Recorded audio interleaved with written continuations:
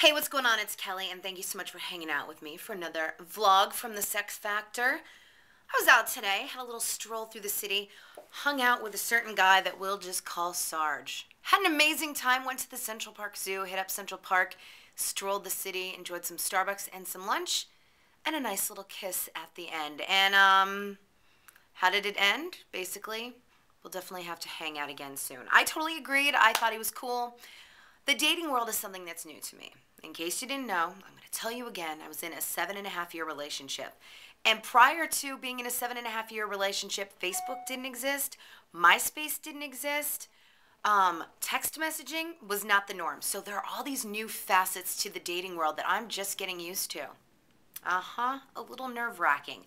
So to anybody who's just getting out there and getting their feet wet in the dating world because you've been in a relationship for the past whatever many years, I've got two suggestions, two books that you need to pick up, okay?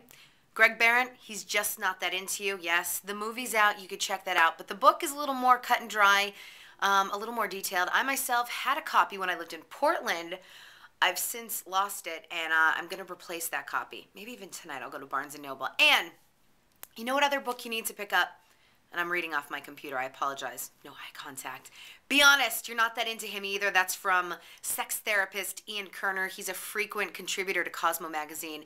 He is amazing. And you know, these are books that you need to read because you need to know the signs that the guy's throwing out. Because you might think like, oh my God, he's doing this and that. Maybe he's just busy. But maybe the fact is he's really not that into you. And the second book, the Ian Kerner book, Be Honest, You're Not That Into Him Either. The rebuttal to the Greg Barron book. You definitely need to pick that one up too because so many times, and I have been guilty forever, you settle. You find someone who doesn't meet your standards. You find someone with quirks. Okay, quirks are one thing, but you find someone who's got like red flags, huge red flags, like they're an alcoholic, they're never going to put you first, they call you names, whatever the fact may be. They're not good enough looking for you. I mean, if that's your thing. And you settle for this person. So right out of the bat, if you're in a relationship, I want you to really think about this.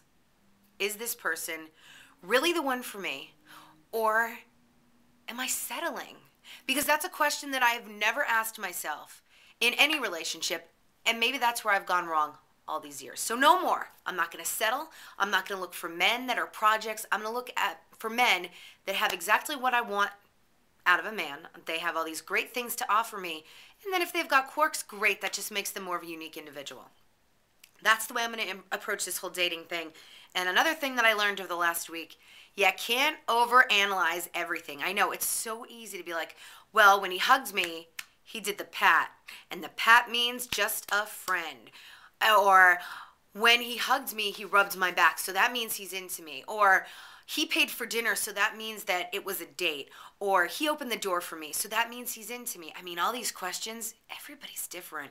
Everyone's unique. People, when you first meet them and go out with them, they're nervous. So they might not be acting completely like their true selves. And these are things that we have to consider. It's just time. You just have to breathe easy, breathe deep, and just realize that the answer will be clear and concise very soon. You just have to invest the time.